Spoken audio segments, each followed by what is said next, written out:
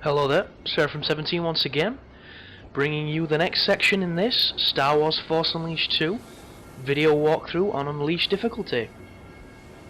And right now, this is one of the more diverse sections of this level, where we have to go through this engine area and dodge all the environmental hazards basically. So when anything's not firing, dodge through it. When stuff stops spinning, dodge through it. And then when you get to this section, you have to freeze this to jump through. But be careful, because it does reactivate pretty quickly, so if you don't get through fast enough, it will start up and it does hurt you, just like that. So be a little bit more careful and a little swifter to get through. And look at this fucking game, man. It just wouldn't let me through.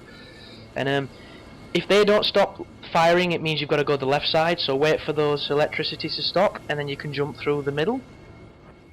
Be quick though, else it will hurt you. And then check this one, that one's just stopped, so boost through, boost again, and you should be able to get through. There I go, nice and sneaky. And then drop down here, and a ton more spider bots to contend with. But once again, the gameplay's pretty standard on this level. There's no real diversifying strategies, so I'm probably just going to update on various things. I'm actually spitballing an idea of doing reviews on my channel, because I want to make the gameplays as diverse as I can. And the good nature of commentaries is you can speak about anything. There is no boundaries when it comes to putting your voice on a video. It just all depends on the level of respect you have for the internet, or the respect you have on the people that could be listening. And obviously I don't mean that in a bad way, like people, you know, saying stuff that they shouldn't be saying, because I do believe in freedom of speech and all that kind of stuff, the right to not be censored. But my real meaning for that is, for instance, I curse quite a lot. It's just something I do. I don't mean to curse, it's just the way it comes out. I curse, it's just what it is. And some people might think it's for comedic effect, and sometimes maybe it is, but a lot of the times it's just because it's the way I speak when I'm speaking casually. And if somebody who's pretty young drops onto my channel and they hear me cursing, that sucks, but at the same time, you are warned. It's kind of like, if you go on YouTube, there is always the possibility you're going to get something that might not be suitable. And that's all down to the commentator. There are a lot of people out there that do like PG-13 commentaries, and they even notice it. And if I can figure out a way to put viewer discretion on my videos, I probably will. Purely because I don't want to offend people because I said a bad word. And I most certainly didn't do it on purpose just to offend people. Like, I wouldn't throw out racial slurs just to get views, because that's fucked up if you ask me. But that is the luxury of commentaries. I can literally say whatever I want. I'm not going to be standing here, you know, like saying fuck the pound to try and get caught for treason in my country or anything, because that's just ridiculous. But I want to try and diversify them as much as I can, and one idea would be to do movie reviews, purely because I love films. I'm actually doing a university course based around film and visual effects, so that would be cool. Also games. I'm a pretty opinionated guy, and regardless of if you agree with what I say, I do a pretty decent argument with a lot of things, so I could do game reviews. And that might work better for the stuff that I can't necessarily do a guide for, the things that aren't worth doing guides for, just to get the gameplay up and to see how well it does. It all depends, because a lot of it these days is about finding the time, because I've got a lot of commitments, unfortunately. I just wish I'd have started this a couple of years back, when the only thing I was committed to was achievement whoring. But anyway, back to the gameplay. This is the next boss. This is the Terror Walker. And it isn't a hard boss, it's just a bit bullshitty, because it throws enemies at you at the same time, and it's not really obvious what they want you to do. So, the first thing you have to do when this fight starts is to dash away from the boss. Get as much distance as you can and run towards the center, because do you see these areas?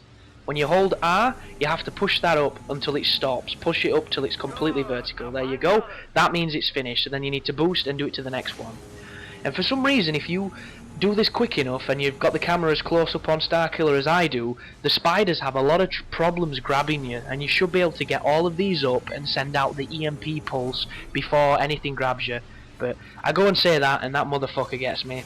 And he seems to have gone round the other way, so he kind of got a little bit smart for me. But once you push that up, it knocks his shield off and you can attack the Terror Walker.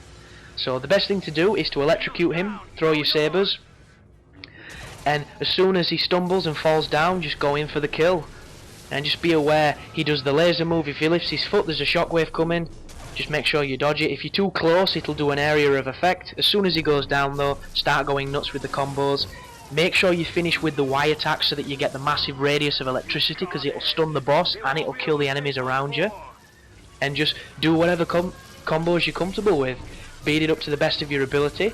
As soon as it starts to stand up, get as far away from it as you can. And then just repeat.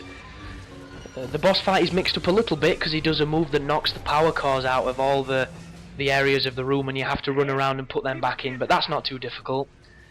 One thing I will say is, do you see those items that are glowing up with the highlights on them? Those little glowing cylinders or whatever they are, I'm not too sure what they are. They're explosive device, and you can use those to throw at the boss, and they do a lot of damage. One thing I will say is, make sure you don't stand too close to them, because if the boss blows them up, they're pretty much an instant kill on Starkiller, and it's full on bullshit.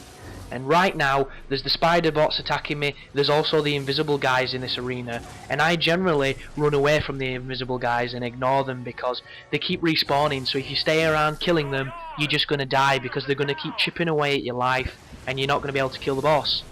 But boost away anyhow, focus back on the boss, see if you can knock him down again, just be really careful because he does a lot of damage, and this is when he blows out the circuits, so you have to run all the way around the room, put them back in and electrocute them. If you don't electrocute them, it won't activate it.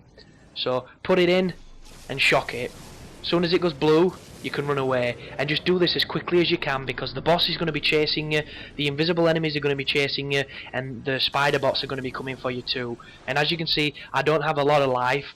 The luxury of this fight is, if you can get past this section, it is a checkpoint, so you can checkpoint with full life back at this section. And just keep boosting around the arena, throwing the power cores in and powering them up. It isn't a challenging fight, it's just you can get screwed by bullshit because this game is full of bullshit. But just as fast as you can, boost around, throw it in, power it up. And look at the lock-on, man. The lock-on just hates you.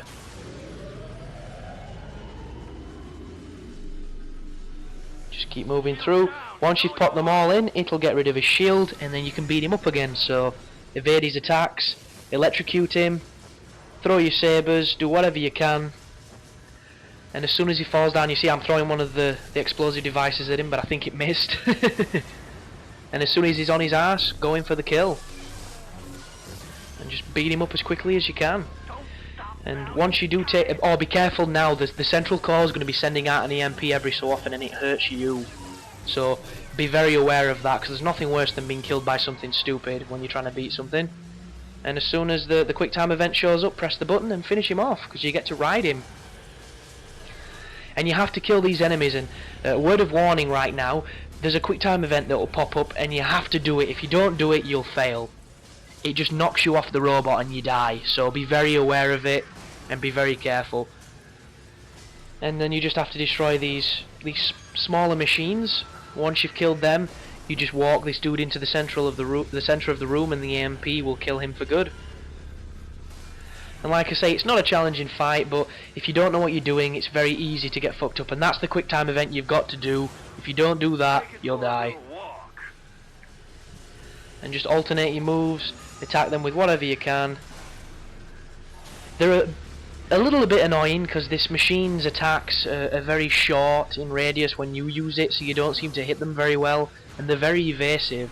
So the lasers work a treat, the missiles sometimes hit, the stomp is not the best move to do because that generally misses, but just kill them, do what you can. This takes a little longer than it should because, like I said, they're a bit evasive, they're utter tossers if you ask me. But once you've done that, once they're both dead, or all three of them are dead, sorry, you can move into the center of the room and you've effectively beaten the boss.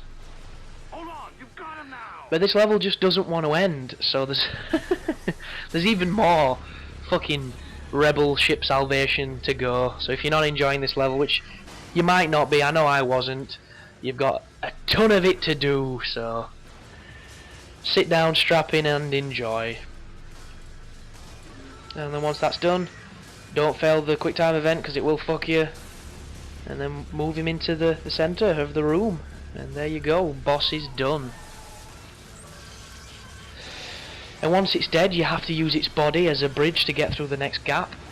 and that will lead out into the next video basically. So once again guys, please try to like as many videos as you can, it helps me massively, and just watching them helps me a ton as well, so thanks for doing that. And if you want to spam them or hoard them or refresh them a whole ton just to increase my view counts, you're an absolute legend.